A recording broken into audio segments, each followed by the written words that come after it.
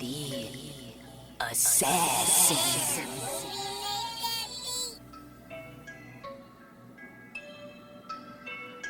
You know I break necks, call me Jack Tate. I have no regrets while your life is fading. I'm a crazy fuck equivalent to Satan. When I'm behind the mic, I feel like the greatest. You know I break necks, call me Jack Tate. I have no regrets while your life is fading. I'm a crazy fuck equivalent to Satan. When I'm behind the mic, I feel like the greatest. What up, y'all? You're listening to Sports Talk with Tropp, and I'm your host, Katie Tropp. Well, I told y'all I wasn't going to get all excited about my fantasy hockey team. You know, I was the number one seed.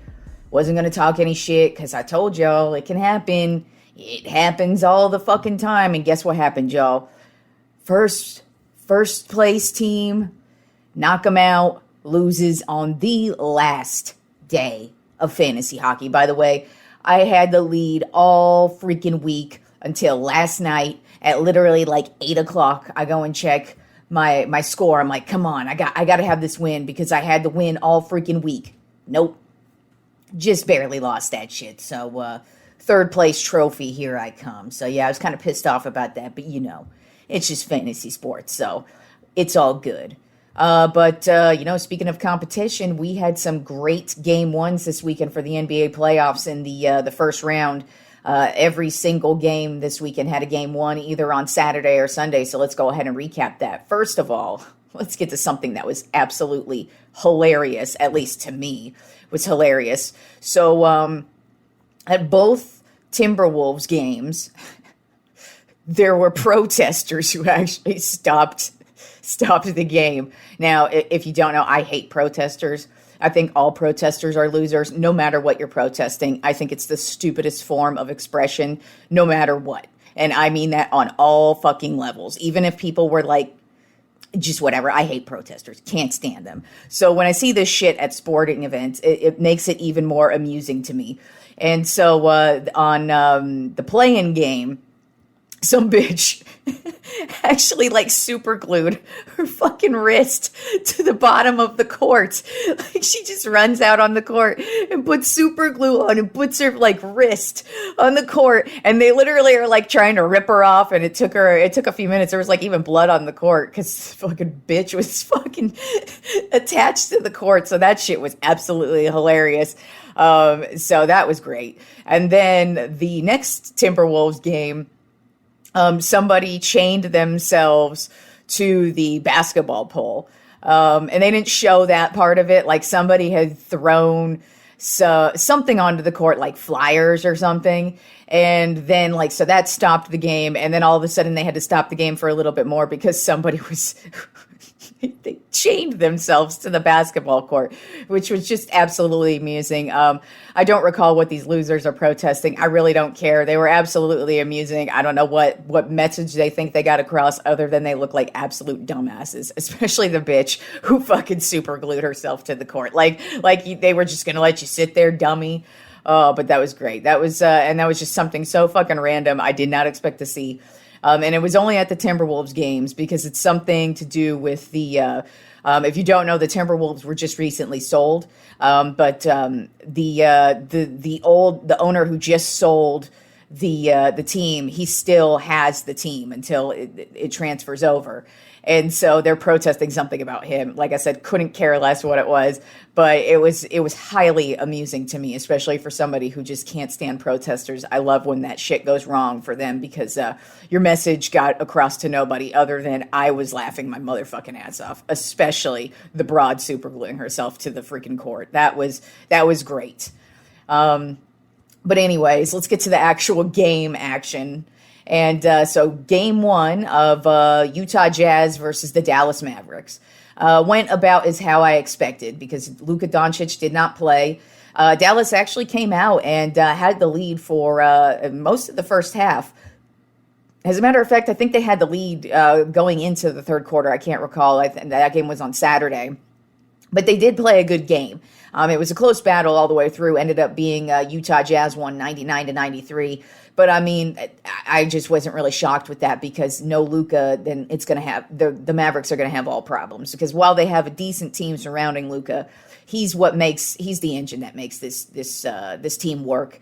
And it's sounding like he's going to be missing tonight's game too. So that's kind of looking like Dallas may be out of the playoffs, and it's all just due to Luka's injury. But yeah, like I said when I was breaking down the Jazz, I don't really feel that they play a very good team ball, and that's kind of what happened in this game. While they got the win, if Luka Doncic was playing, man, the Mavericks probably would have just kicked their ass. But Utah got the win, and we'll see what happens in Game 2 tonight. Then in the other matchup in the Western Conference of Game 1 was the Minnesota Timberwolves versus the Memphis Grizzlies. And this was a very shocking game because Memphis came out flat. They didn't do anything. And Minnesota absolutely dominated them. And Karl Anthony Towns, he didn't have a good game the game before. Well, he came back and said, fuck y'all, I'm Karl Anthony Towns, remember me. And he came in and played a great game. Minnesota ended up winning this game 130-117, and it wasn't close at all at any point. Now, my prediction with this matchup was that Memphis would lose one game, and honestly, I had a feeling it was either going to be Game 1 or Game 2. So I do expect Memphis to bounce back and get the win in the next one, but that was a great win by the Minnesota Timberwolves, and we'll see what happens with the rest of that series. But that was just absolute dominance by the Timberwolves in that matchup. Then we also had the Golden State Warriors versus the Denver Nuggets, and this was absolute domination by Golden State. They ended up winning 123-107. It wasn't close at all from any point in the game. Like I said, the Denver Nuggets completely rely on Nikola Jokic, and Golden State just has way too much firepower. And it's not even just Steph Curry who's good, but like Draymond Green stepped up and had a good game. Klay Thompson's getting hotter, but a lot of their young guys are really stepping it up and having really solid games. And they do have a good coach, so they just know how to win. And I know they're going to key in on Jokic, and the Nuggets are really going to need to step it up if they want to even have a chance in this series. But Golden State absolutely dominated that matchup. Then the last Game 1 in the Western Conference from last night, the Phoenix Suns versus New Orleans Pelicans. Phoenix just absolutely dominated from start to finish. It wasn't even a close game at all.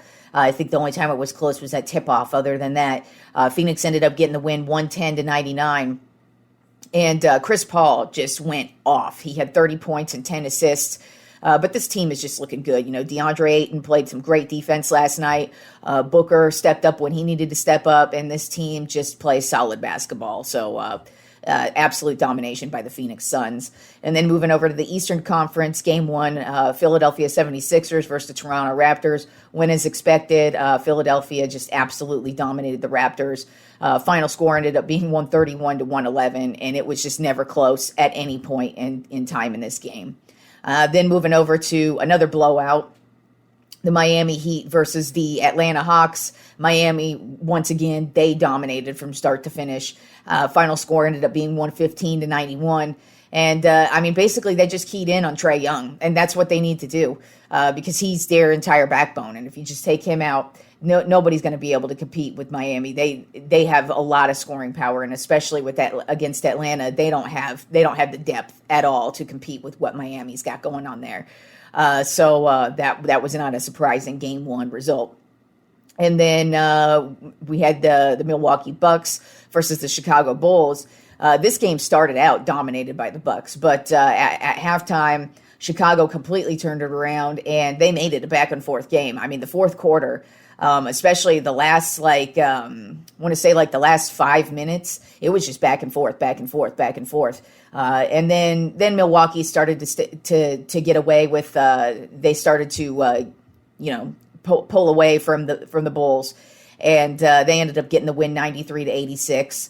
And also, the Bulls, DeMar DeRozan, he had a great season so far this year, but that playoff showing from him was awful.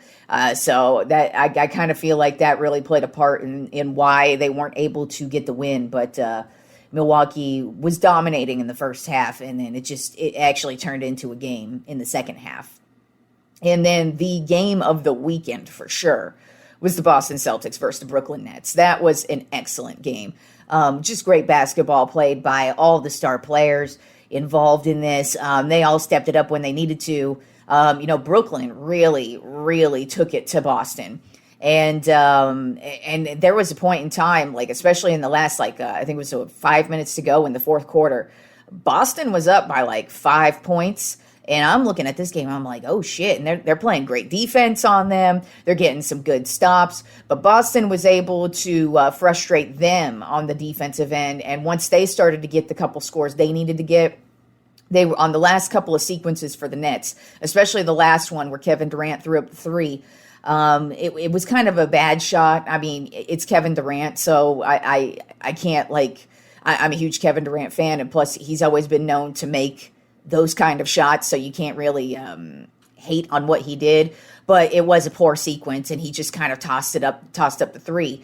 And so Boston was able to get the ball back, and they just played the perfect last final play to get the last basket. And, it was crazy too, because they're passing the ball around. And sometimes when you see that, it's very nerve wracking, because you're like, Jesus Christ, just shoot the freaking ball already.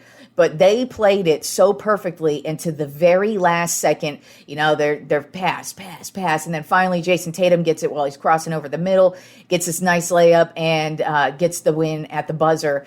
And they go up and they get the win 115-114. So that was just a great game by both teams. It's something noteworthy, though, in this game. If you don't remember, Kyrie Irving did used to play for the Boston Celtics before he played for the Nets, and that marriage didn't end, and it didn't last long either, and it ended badly. And so every time Kyrie comes to Boston, the Boston fans let him know how they feel about it, and it's usually just in boos.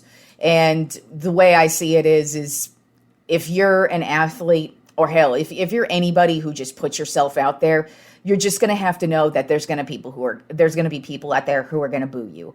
And Kyrie's response was very crybaby-ish, in my opinion, and he actually did flip the crowd off multiple times. And it was just so stupid, because like I said, if you're a person, if you get into sports, you have to know that you're going to be the villain at times. There are going to be crowds that don't like you, whether it's opposing teams or whether you used to play for a team and you pissed off the fans for whatever reason. And don't get me wrong, the fans are acting childish too, because I don't act like that. I think that's stupid. Me booing Kyrie Irving does anything. He gives a shit. He still gets his paycheck.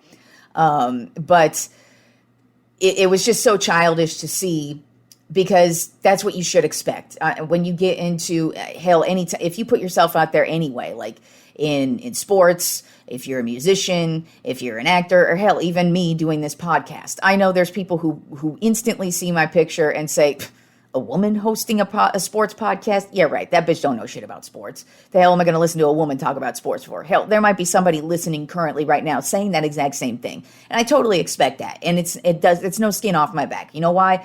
Because I've been putting myself out there for many years. I'm a rapper. I put my music out there. I've released 6 solo albums and been featured on many things. I put out music videos regularly. I'm putting myself out there all the time. So I know, and I knew before I put myself out there what I was getting myself into. And I know there's going to be people out there who call me stupid, call me ugly, call me fat. Yeah, they call the 100-pound fat, or the 100-pound girl fat. Yes, happens all the time, but I don't give a shit. But most people are going to say stupid shit to you, especially if you're an athlete, and especially if you're an athlete at Kyrie's level. So the fact that he can't handle being booed is ridiculous to me. It's one thing if he's receiving death threats, or if people are hurling racial slurs at him. And even in that case, I still think you need to act the better person, because I'm sorry, that's what the crowd does.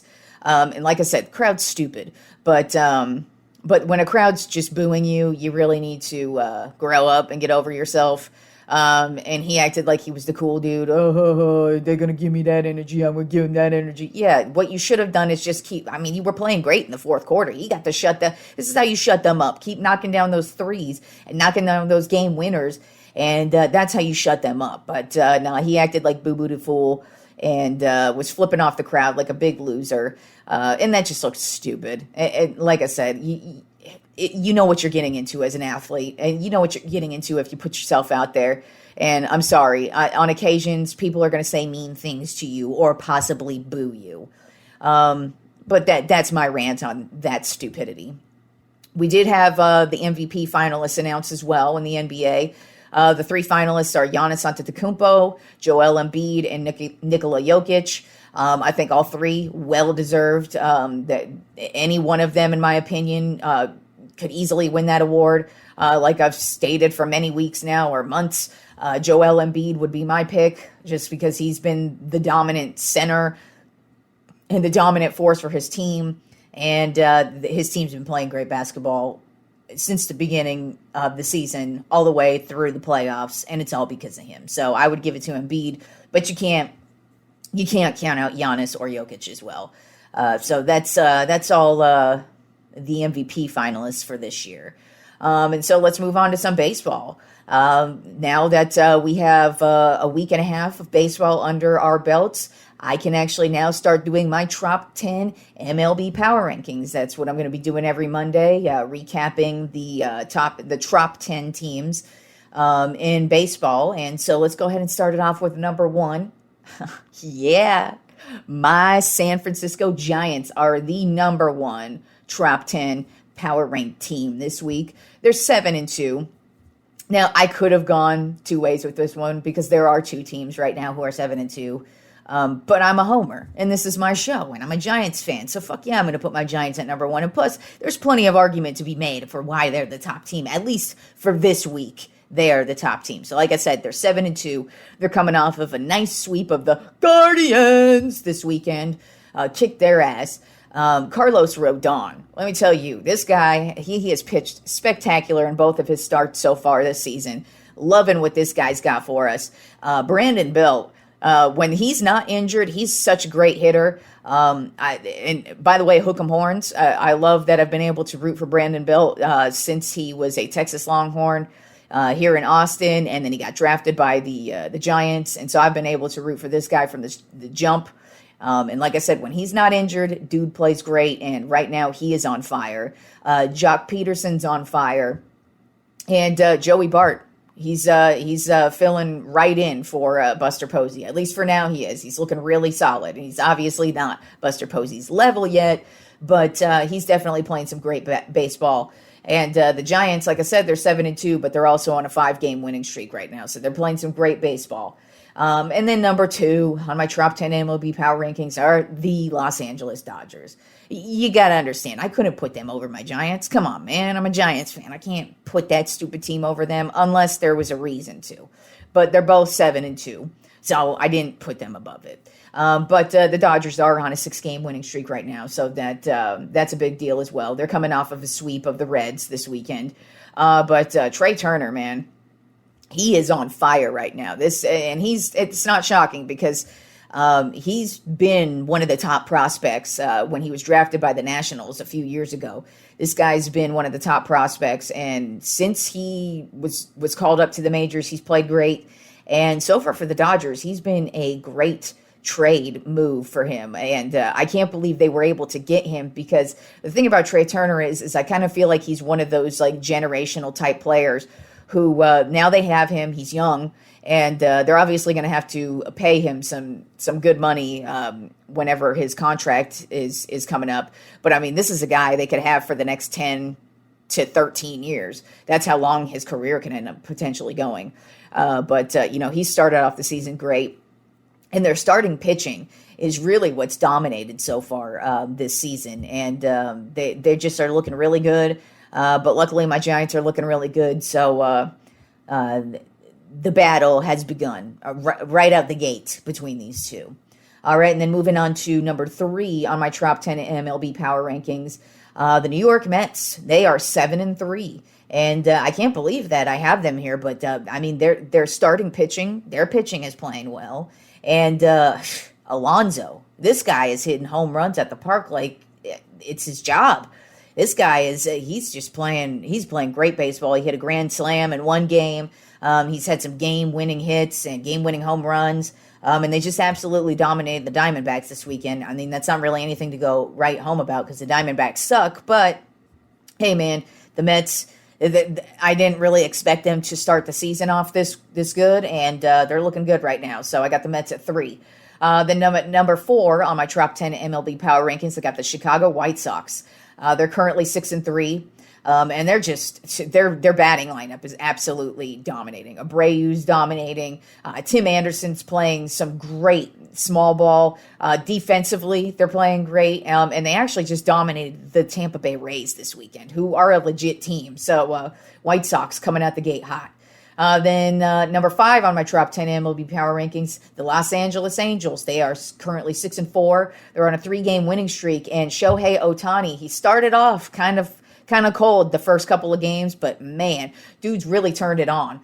He hit 2 home runs the other day in 1 game, and he's just on fire behind the plate. And then Trout, he unfortunately did get injured, so it doesn't seem to be a big deal. It looks like he's just going to be day to day. But Trout was just getting hot as well, and then he injured, I believe, his wrist or his hand. Something. Yeah, that's right. He got hit by a pitch, so it's either his hand or his wrist. But it doesn't seem to be that serious. But then you also had Noah Syndergaard. He's been playing lights out right now for the Angels. So they just dominated the Texas Rangers this weekend as well. Apparently that's who Shohei Ohtani, he owns them right now. Since he hit the league, Shohei Ohtani has been playing great. He just has to play the Texas Rangers, and he's going to have a good game. That's for damn sure. And then moving on to number 6 on my Tropp 10 MLB Power Rankings, I have the Toronto Blue Jays. They are 6-4. They are actually first in their division right now, too. And, man, Vlad Guerrero Jr., he is also on fire. I did mention at the beginning of the season, 2 of my MVP picks were Shohei Ohtani and Vlad Guerrero Jr., and right now they're looking like that's the route they're taking. It's like they heard what I was saying, and they're like, yeah, I am going to be the MVP, and they're just battling back and forth right now between home runs. But Vlad right now, he's the home run leader. He had 3 home runs last week in 1 game. But really, this entire batting lineup is just scoring offense like no other. So the Blue Jays playing great baseball right now. Then at number 7 on my Tropp 10 MLB Power Rankings, I have the Colorado Rockies. They are 6-3 right now. And if you don't know, this is if you aren't paying attention, this is the 3rd team from the NL West that I have in my Power Rankings. So that kind of goes to show you that this is going to be a battle for this division. The Padres are doing well as well. They're not in my Tropp 10 this week at least. But, I mean, this is now the 3rd NL West team I've got. And the Rockies are a huge surprise to me because you never really know what you're going to get with them. But, I mean, C.J. Cron right now, he is on a tear. He's just hitting it out of the park. He's playing small ball. They did go 2-2 against the Cubs this weekend. But they're playing some great all-around baseball. We'll see what happens with the Rockies. We'll see if they can maintain this. But right now, they're at number 7 on my Tropp 10. Then at number 8 on my Tropp 10 MLB Power Rankings, I have the Boston Red Sox. They are 5-4 right now, and they swept the Twins this weekend, which is big. And Alex Verdugo, man, he has just been lights out behind the plate. He's got, I believe, 3 home runs. He's hitting something like hitting in the 400s in the batting average area. I know this because he is on one of my fantasy baseball lineups, and I was just looking at his stats last night, and I was like, damn, this guy's tearing it up for me. And you never know with him because he can be a very streaky player. They actually ended up trading for him when they traded Mookie Betts to the Dodgers. This was they ended up getting Verdugo from the Dodgers. And at the time, it kind of looked like he was going to be the future of the Dodgers, but you couldn't really tell. He was very streaky. Then when he got traded to the Red Sox, he was kind of streaky. Then last year, he actually really started to turn it on. So the fact that he is starting the season off the way he is, maybe he's finally going to pan out and be the offensive powerhouse that the Red Sox really could use. But they've had a great first week so far. Then at number 9 on my Tropp 10 MLB Power Rankings, I have the Houston Astros. They are currently 5-4. But the most impressive thing that happened with them this week is Justin Verlander. He's missed the last 2 seasons. He had Tommy John surgery last year. The year before, I can't recall what his injury was, but he's been out the last 2 seasons. He's also 39 years old. But he is one of the most prolific pitchers of our time. Especially this era. If you're ranking pitchers from this, I want to say, let's say the last like 10, 15 years, Justin Verlander is that dude. He's definitely in the top 5 for sure. Especially if you're like comparing him like Madison Bumgarner, great pitcher, Clayton Kershaw, great pitcher, Matt Cain, great pitcher, and there's just so many I could actually go on and say. But Verlander, Max Scherzer, but Verlander has been that dude. And so he's coming off of Tommy John surgery, which is a big deal if you're a pitcher. Like I said, he's also 39 years old, so he's been around for a while. And the injuries, I mean, it's really difficult to overcome injuries regardless of who you are. But when you're 39, it's really difficult to do that. But he came out in his first game back. He threw 8 scoreless innings with 8 strikeouts, only allowed 3 hits in a 4-0 win against the Seattle Mariners. So that's a great start for him. I'm happy to see it because I actually am a huge Justin Verlander fan. I've enjoyed his career from the start when he was in Detroit. But now he's with the Astros. He's a great pitcher, and it was great to see him come out and have that type of a game, and hopefully he continue that for the rest of the season. But the injuries, I wouldn't be shocked if he ended up getting injured again because he has a very violent throwing motion, and that's why he needed Tommy John surgery in the first place. But hey, he had a great game, and we'll see what he could do for the rest of the season. And then rounding out my top 10 MLB Power Rankings, I have the St. Louis Cardinals. Currently, they're 5-3. But speaking of the old dudes, Albert Pujols still in the freaking league. And he's back with the Cardinals this year. It's great that the universal DH is the rule now because that extends somebody like Pujols now. But he came in and he's been making a difference so far. He had a huge home run, game-winning home run the other day. But even beyond him, Matz is pitching well. And then Dickerson on the offensive side of things, he's playing well also. So the Cardinals, they are rounding out my top 10 MLB Power Rankings. All right, and then really not a lot went on in the NFL this weekend. There was the start of those spring football leagues. To be honest, I've kind of given up on the whole alternative type football leagues, that they've tried over the years. I didn't even really care when it was out, a couple years ago, I think right before COVID. We had that one spring league and then they basically folded. And it's just, I don't get excited for them anymore. So I didn't watch any of them, didn't pay attention to what was going on with those. But, and it's just the reason why too is to me, the product's not the same. Yeah, we get some of the old school players. It was actually cool. Speaking of another old guy, Terrell Owens, he's actually in one of these spring leagues. And he's 48 years old and he got a touchdown and had a pretty decent game. And he's still in great shape. So, I mean, good for him that he could still get out there and play if he wants to. But, yeah, my hopes aren't ever high for these spring leagues. I don't think it's even worth to pretend that I'm going to get into them because I just eventually feel like at some point they're going to fold because they usually do, unfortunately. And I don't know why. I mean, we all love sports, especially football. And, in the gambling age, too, because now that gambling is just growing and growing, while it keeps being legalized in more and more states, the interest level, I feel like, is going to be there for a little bit, but I don't know if they can really sustain any type of interest, and so that's why I've never been into these spring leagues anymore. I used to give them a try when I was a kid because I'd be so desperate for football, but it's just... I don't want to get into something and then just have it be canceled, but also at the same time, like I said, it's not the same. The product's not the same. I'm not watching the Dallas Cowboys. Fuck it.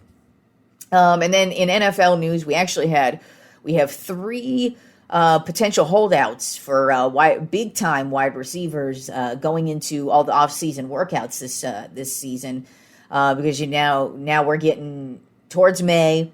and usually they start the OTAs in May. Some of them will start them maybe even I think I saw somebody starts in the next 2 weeks. So there are teams that are going to be starting all their off-season workouts. We have the draft next week, as a matter of fact. But it looks like three wide receivers are going to be potentially holding out. The first one, Deebo Samuel with the 49ers. And if I'm the Niners, I'm re-signing that dude.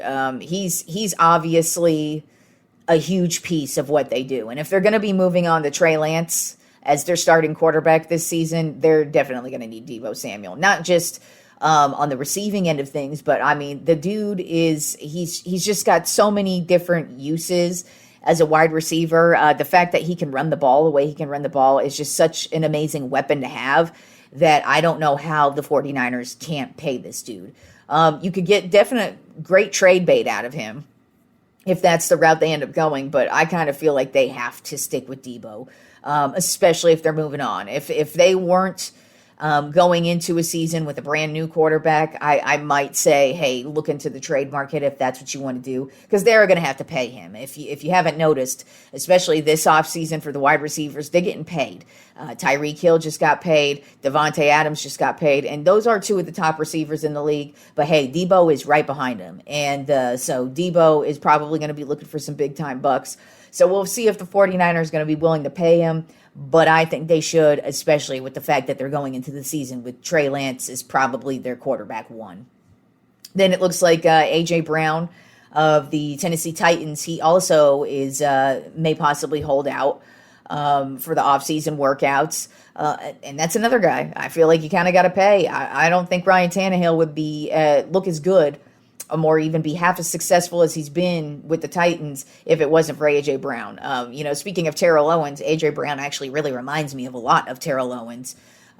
He's really strong. He could beat you at the line, but he's also really fast, and he's got great hands. And A.J. Brown to me is just he's a game changer. So if you're the Titans, I feel like they've got to re-sign him as well. But you never know what these teams are going to do, because they do actually have a ton of weapons with Derrick Henry, but A.J. Brown's a game changer in my opinion. And then Terry McLaurin with the Washington Commanders. He also may hold out of off-season workouts.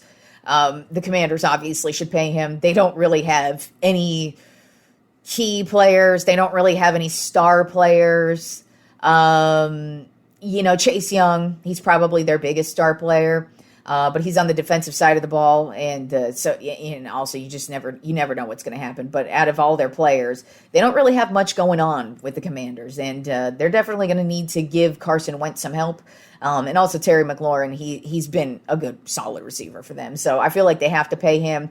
If they don't pay him, which honestly wouldn't be shocking because they make stupid moves. I mean, the Commanders are one of the most poorly run franchises in the league. So I wouldn't be shocked if they let him go. But he definitely deserves to be paid, and they should definitely keep him because they don't have anybody else, especially on the offensive side of the ball, to make up for his loss if they end up losing him. So we'll see what happens with those three receivers. But it was a pretty quiet weekend for the NFL. We are going into the draft this week. I'm sorry, it's next week, but I mean the rest of the next week and a half, there's the potential that we're going to, see some trades, some teams moving up, especially come next week. So we'll see what happens, especially with these three guys. If they're looking for contract extensions, there's a huge possibility that one of these guys could get moved before the draft. Because usually when you're trading somebody away, you want some draft picks in return, and with the draft around the corner, they might want some draft picks in return for those type of dudes. But we'll see what happens there. That's today's show. We got a couple games on tap tonight. Some game twos in the NBA. First is the Toronto Raptors versus the Philadelphia 76ers. Then we got the Utah Jazz versus the Dallas Mavericks, and Luka he's doubtful for that game. So I think it's doubtful that the Dallas Mavericks are going to win that game, if that's the truth. And then we're rounding out the night with the Denver Nuggets versus the Golden State Warriors. So we got those game twos on tap for tonight. And then we got NBA playoffs all throughout the rest of the week. So we'll see how that goes. And I'll talk to you guys on Friday.